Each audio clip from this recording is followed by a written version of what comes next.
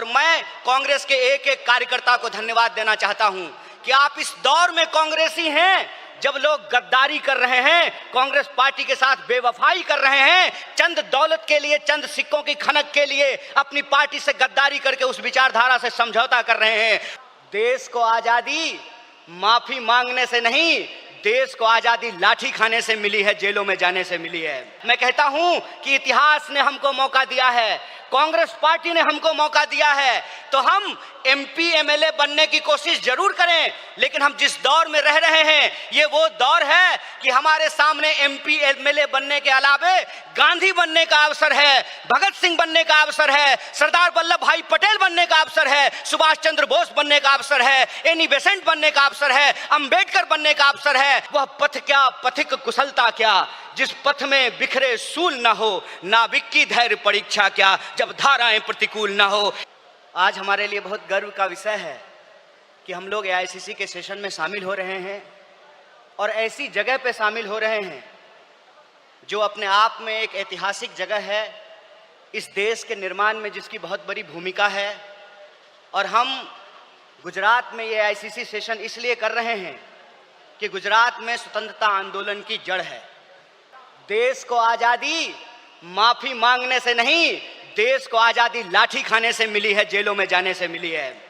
यह जो आजादी मिली है, इस आजादी को जो लोग मानते नहीं हैं, कहते हैं ना, जिन्होंने अपना खून पसीना नहीं बनाया हो घर को बनाने में, उनको घर की बचाने की कोई जद्दोजहद नहीं होती है। घर को जब बिगड़ रहा हो तो उनको कोई तकलीफ नहीं होती है। जो संविधान को बनाए हैं वही संविधान को बचाना चाहते हैं, जो आजादी दिलाए हैं वही आजादी को बचाना चाहते हैं, जो देश को बनाए हैं उन्हीं को देश को बचाना पड़ेगा। बताइए, कांग्रेस पार्टी का एक एक कार्यकर्ता जो देश की आजादी पर गर्व करता है, देश के स्वतंत्रता आंदोलन पर गर्व करता है, उस आजादी को बचाने के लिए आप संघर्ष करेंगे कि नहीं करेंगे? अगर आप संघर्ष करेंगे तो ये लड़ाई बिल्कुल आमने सामने की लड़ाई है। ये लड़ाई है कि एक तरफ वो लोग हैं जो काली टोपी पहनते हैं, एक तरफ हम लोग हैं जो सफेद टोपी पहनते हैं। वो जो काली टोपी पहनने वाले लोग हैं वो काले कानून लेकर के आते हैं।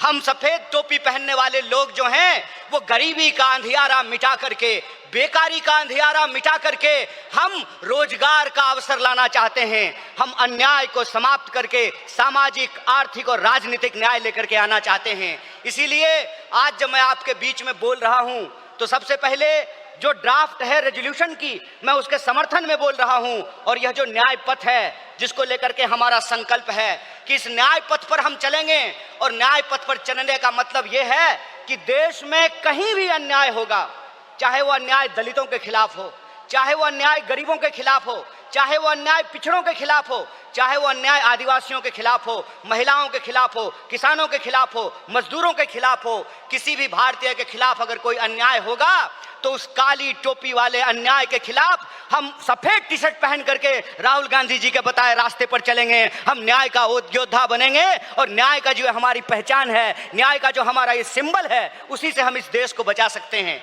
और देश को बचाने की जो मुहिम है, इस संबंध में मैं आपको बता दूं कि आज एनएसयूआई का स्थापना दिवस है, फाउंडेशन डे है। स्टूडेंट और यूथ की एक बहुत बड़ी भूमिका है। स्टूडेंट और यूथ अलग अलग तरीके से इस देश में अपने हक और अधिकार को लेकर के संघर्ष कर रहे हैं। यह जो लड़ने वाले लोग हैं, जो न्याय के लिए लड़ रहे हैं, वो असल में कांग्रेसी हैं। और जो विचारधारा से कांग्रेसी हैं उनको हमको साथ लेकर के आना पड़ेगा।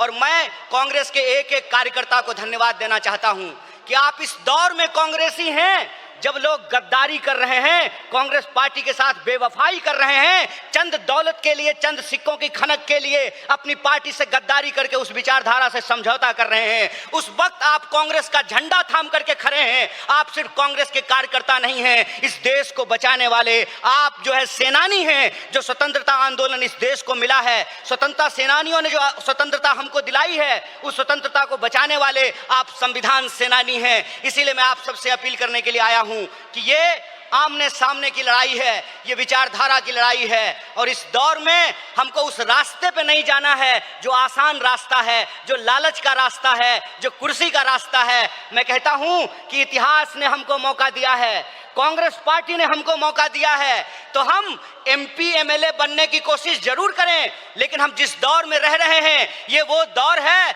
कि हमारे सामने एमपी एमएलए बनने के अलावे गांधी बनने का अवसर है, भगत सिंह बनने का अवसर है, सरदार वल्लभ भाई पटेल बनने का अवसर है, सुभाष चंद्र बोस बनने का अवसर है, एनी बेसेंट बनने का अवसर है, अंबेडकर बनने का अवसर है। इसीलिए मैं अपने कांग्रेस पार्टी के एक एक कार्यकर्ताओं को एआईसीसी के इस मंच से कहना चाहता हूं कि यह जो रेजोल्यूशन है, यह रेजोल्यूशन कागज पे लिखे हुए कोई शब्द नहीं है, यह संकल्प है और उस संकल्प पे हम समर्पण के साथ चलेंगे, संघर्ष करेंगे और संघर्ष करेंगे तो इस विपरीत परिस्थिति में हमारी जीत सुनिश्चित है। मैं देखता हूं कि कई बार कांग्रेस के कई कार्यकर्ता निराश हो जाते हैं, तो मैं उनको कहता हूं कि यह वक्त निराश होने का वक्त नहीं है, यह अपनी काबिलियत साबित करने का वक्त है, यह अपनी विचारधारा को साबित करने का वक्त है। और जावेद अख्तर ने बखूबी इस बात को लिखा है कि इस मुल्क में दो आवाजें हैं, इस मुल्क में दो आवाजें हैं। इस मुल्क में एक वो आवाज है जो दंगा कराना चाहता है, खून खराबा करना चाहता है, नफरत फैलाना चाहता है, और एक वो आवाज है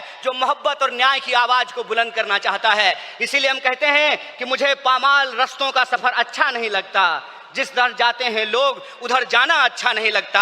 आप कांग्रेस पार्टी के ईमानदार कार्यकर्ता हैं, आपके कंधे पर देश को बचाने की जिम्मेवारी है, आपके कंधे पर संविधान को बचाने की जिम्मेवारी है। और हमको पूरा भरोसा है कि आईसीसी सेशन के माध्यम से पूरे देश में यह संदेशा जाएगा और कांग्रेस पार्टी का एक एक कार्यकर्ता मजबूत होकर के अपनी काबिलियत को साबित करेगा।